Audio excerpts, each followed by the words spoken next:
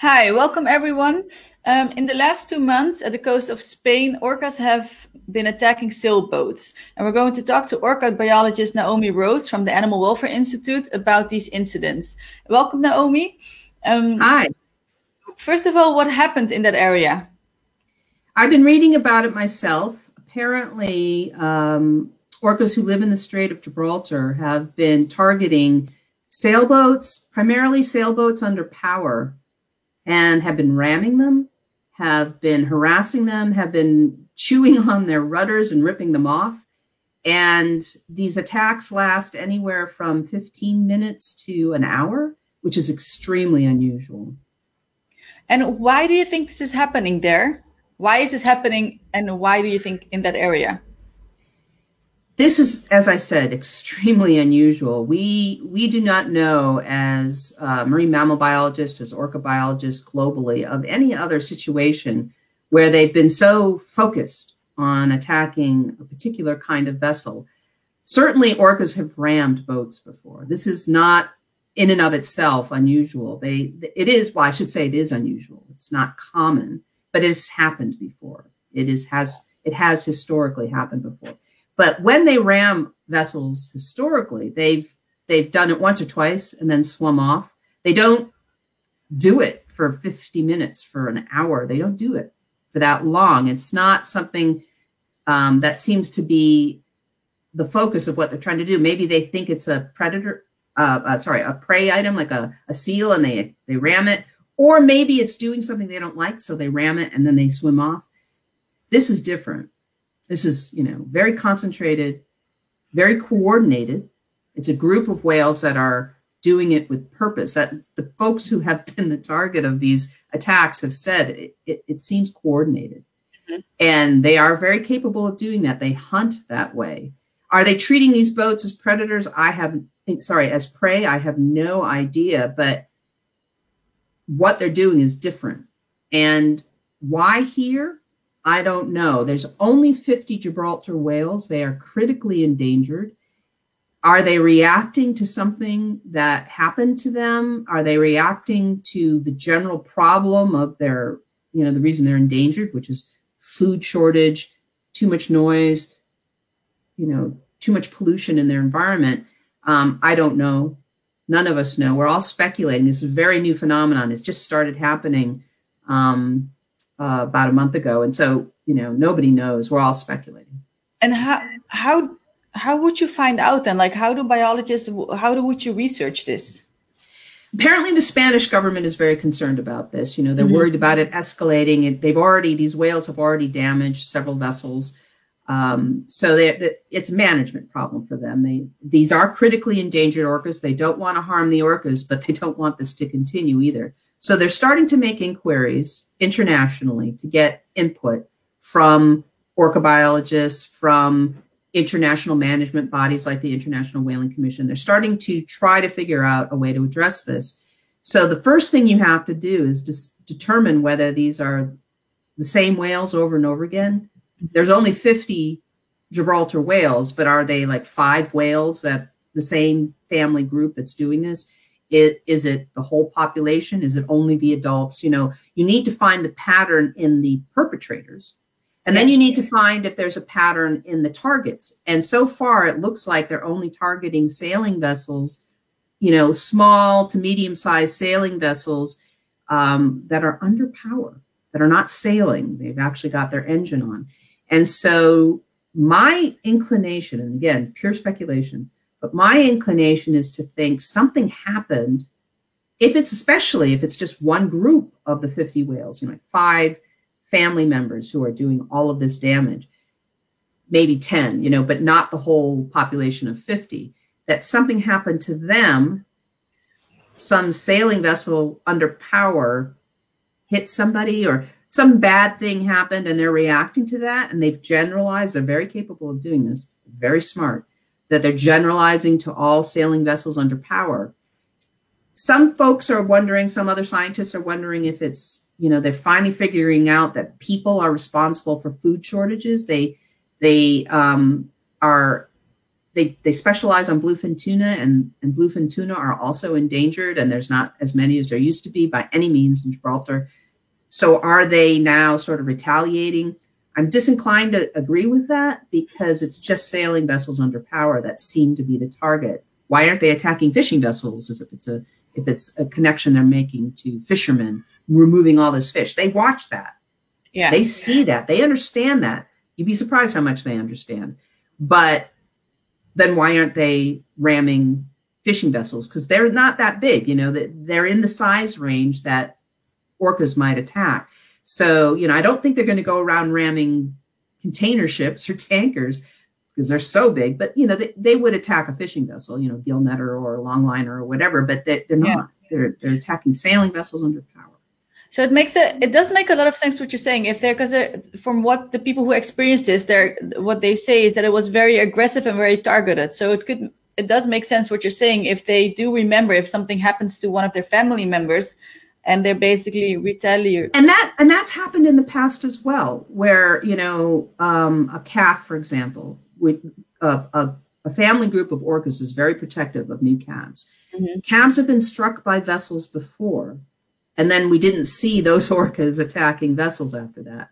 So it's possible that this group of orcas, if it is just one group of orcas, has, just done something completely new. Yeah. Something never seen before. That is also very possible with orcas. They are cultural. Each population of orcas around the world is different. They, sorry, that's my phone in the background. They, eat differently, they speak differently, they behave differently. They are cultural, and it's their environment that makes them what they are.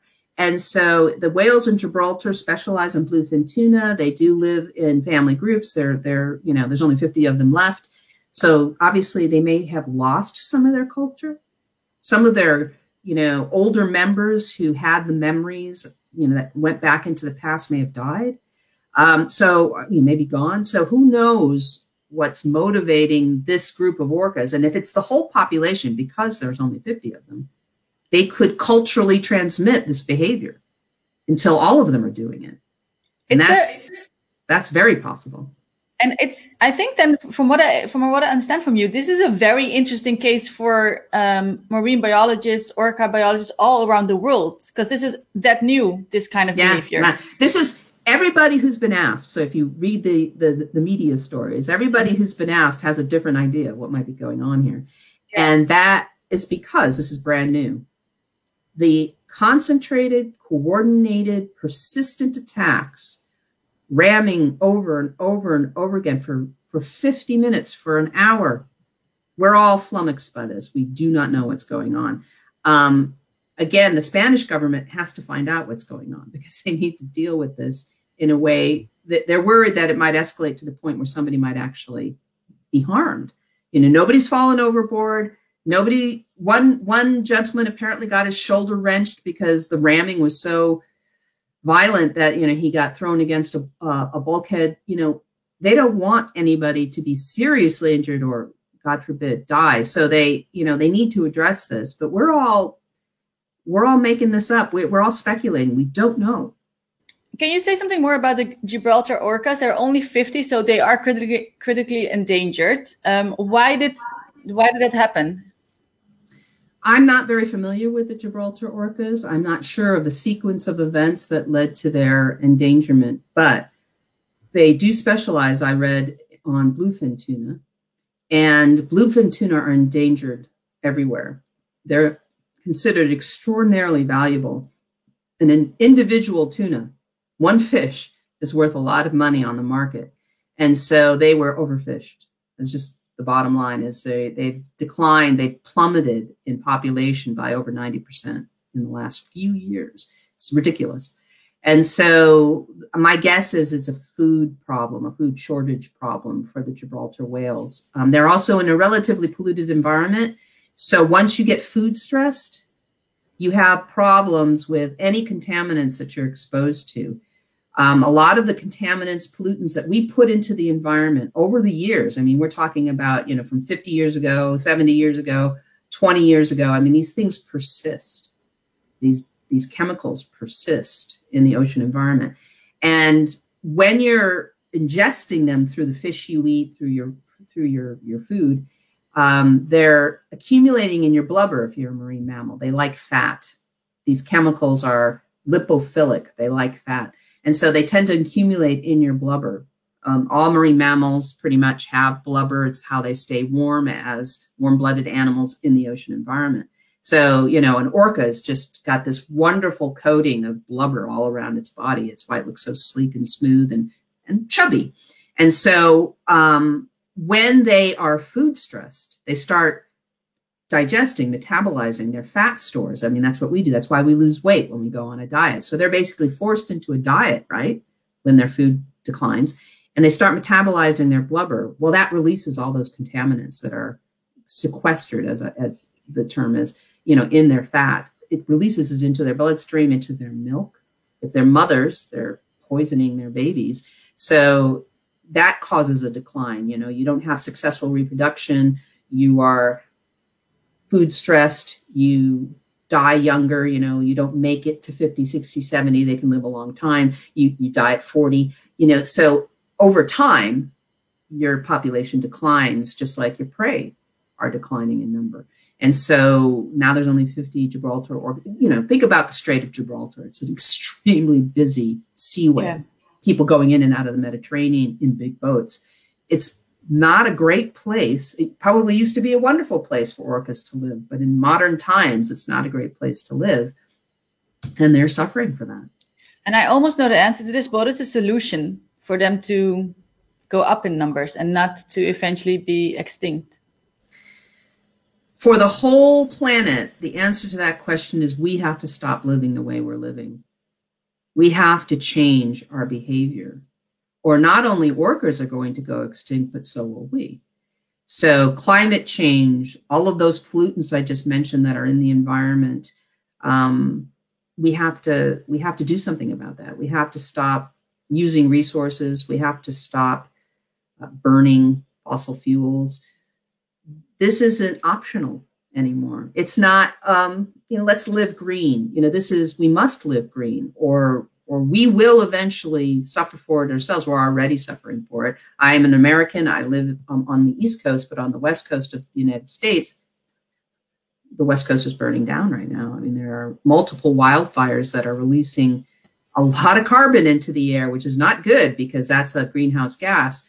And all of those trees that actually sequester carbon to keep the earth from becoming a big greenhouse are now releasing that in fires.